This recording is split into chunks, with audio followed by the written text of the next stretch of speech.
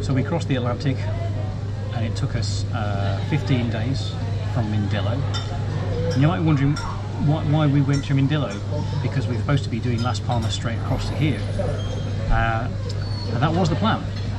But the plan didn't survive contact with reality. So after we're about a week in, 6 days in, we had a really rough night where we had to do a lot of hand steering. There was lots of waves crashing into the cockpit, and a very unsettled sea. And we found that the tap in the kitchen had got turned on by mistake, and we'd forgotten to turn off the water pump. So that had emptied our portside water tank, which isn't a disaster because we have a water maker and we can make more water, but the water pump to get water then out the tank wasn't working, and we'd had a rough night. So we decided at that point. And when we say it was rough, we mean we didn't get any sleep, and there was 4-meter high waves, which is quite big compared to our boat. And so at that point we were 150 miles north of Cape Verde. And the two of us sort of in the morning when the sun came up kind of looked at each other and was like, yeah, I think we should go to Cape Verde. So we spent the next 36 hours after that getting down to Cape Verde, where we arrived in Mindelo. Yep. And so we had 5 days in Mindelo, which was kind of 1 day of making sure the water pump was sorted out, and 4 days of recovering from the experience, and waiting for the weather to look better. And then we did actually see that the weather was looking better, and there were 3 other boats plus us from the Ark who also ended up there. So we left as a little group, called ourselves the Back of the Pack mob, and off we went. And that was where we really did our Atlantic crossing from in the end. And the actual distance, 15 days, as Chris said, from Mindelo into St Lucia. We had various of the boats at different times. A few of them pulled ahead of us, and another Swedish boat came up beside us, and we sailed the last day together. And then they came into the bay just before us, and we were the last boat to make it into the bay and into the marina. We had a great welcome from the rest of the fleet that we're still here. Lots of amazing. Lots of clapping. Look at this. Okay, carry on. So yeah, that's given us a real boost to get here. We're still feeling a little bit surreal that we're here, and we're not sure what we're doing next, whether we're going to head north to islands or we're going to head south. We're just going to wait and see where it takes our fancy, see where it makes sense in terms of COVID PCR tests, and where it's going to be easy and nice to get to. But we're staying here for Christmas. Yeah. And there's a nice little anchorage out there we might go to after Christmas, where hopefully still got some friends. But we can't really go to the anchorage at the moment because our outboard motor is basically broken, needing massive amounts of cleaning. So we've got someone coming to do that to us tomorrow, and then hopefully we can use the dinghy to tool around.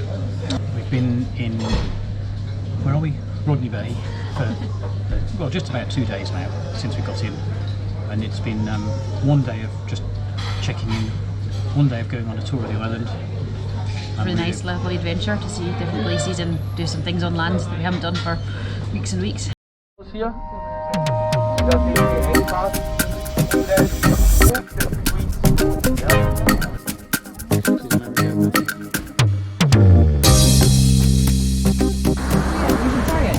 Banana.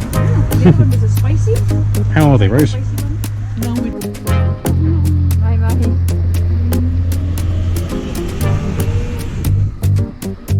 This is a cashew nut growing on a tree. Hard, I think.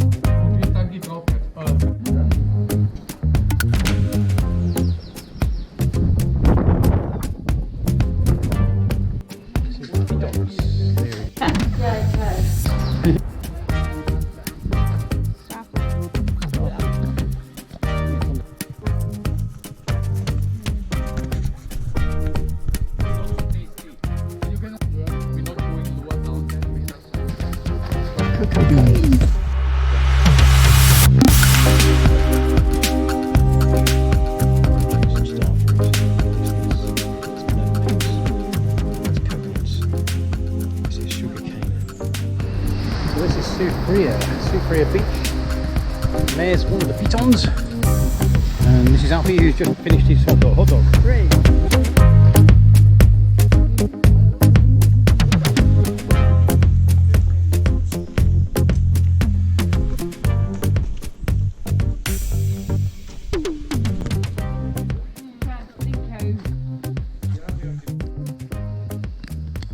Big old sugar.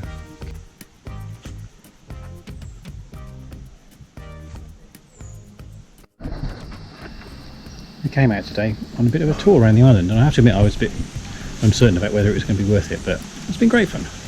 We've come to this garden, we've been in the sea, we've seen a rainforest, and we've seen all kinds of plants, and we've seen hummingbirds. It's been great. Well worth the trip.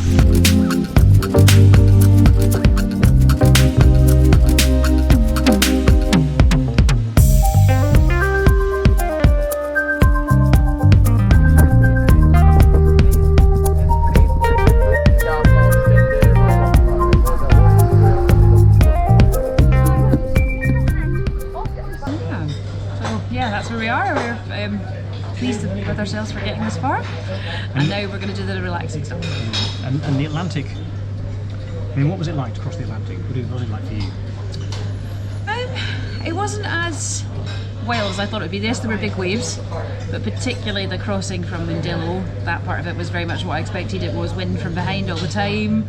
We put up our twin head sails at the start with a very small surface area, and then just took that in and out. We only maybe got to having them out 2/3 at the most, because we had plenty of wind and plenty of speed, and the wind was constant. We got about 3 squalls, maybe 4, none that lasted more than maybe 5 or 10 minutes at the most, and the biggest sort of wind we saw I think was about 38 knots. But only for a minute or two. So from that point of view we got a really safe and as expected trip. We've managed our watches okay. What did you think to doing our night watches? Well, doing 3-4-4-3 worked pretty well, because it meant that in theory both of us got 7 hours sleep, although the person who got the last 3-hour watch, 3-hour sleep, was basically trying to sleep while it was getting light and the kids were waking up and chatting, which didn't really work for me. But we alternated them.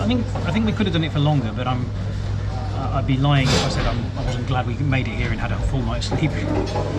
I mean, it was great, because our ancient 30-year-old tiller pilot pretty much steered us the whole way, apart from the couple of days we had the wind vane on. And it's a shame. I'd have liked to have used the wind vane, but every time we talked about it, I just wimped out, because the waves were steering us around too big. Every time the boat surfs down a wave, it kind of slews around, and then you've got to make a really big turn before the next wave comes to get lined up. And the wind vane can't steer you that quickly, so we just didn't trust it in the end. That's a shame. But anyway, we made it. I think there was a lot of periods of boredom. We didn't need to be very good sailors, because we didn't change the sails. We didn't have to go up the front deck and do anything. We just wound them in and shut them down. It's great. There was days where we just couldn't use the cooker, because our cooker is on gimbals, but occasionally it will jam, and if it jams, then the boat rolls, everything falls off the top of it. So that made life difficult. If it hadn't been for cream crackers, we'd have been stuffed, because we had how many meals did we have with cream crackers? 10. Yeah, maybe. But we did manage some pretty good cooking. We did a pear crumble one night with custard. We had shepherd's pie 3 times, burritos, meatballs and pastas, and pizzas, couscous. So we ate well enough for the journey. It didn't get too boring, and the kids managed to amuse themselves, admittedly, with quite a lot about technology and screens. But that was great. The kids, once they got over the blooming seasickness the first few days, the kids just basically stayed in their cabins and played Minecraft and watched videos all day long, and only came out when we said, come and look at this. And we kept trying to find things to show them, but actually pretty much the only things you see when you cross the Atlantic is sea. We had a super pod of about 100 dolphins that came past one day. They just kept coming, came and played on the bow, knocked into each other, jumped out a lot. That was a nice little highlight, but only once. We got a little tiny man o' war jellyfish get washed onto the cockpit one night when I woke up in the morning. There's a picture of it here, look. And good job that we spotted that and nobody got stung. We had loads of flying fish fly on the deck, a couple of squid stuck on the deck as well. We had waves in the cockpit, which led to sort of a paddling pool of this deep water in the cockpit with fish swimming around in it that all then sort of washed out the back. And there's a very strange smell at the back of the boat. When I cleaned it this afternoon, I'm going to have to take out the diving gear, because I think there might be some flying fish stuck underneath it, which are pretty smelly. And we're just about rested enough to survive normally now, so we can start doing things like washing the boat. I said I'd do Christmas shopping and Chris could do the boat washing. We've done a bit inside, we need a bit more washing outside. And yeah, we've got, was the 22nd today? She's 22, yeah. So we've got 3 days till Christmas. Going to have a bit of a different Christmas than cold Christmas in Oxford. But we're still going to have a lovely time, and we've got some really nice friends here with us, so it should be good to share with people here. Cool.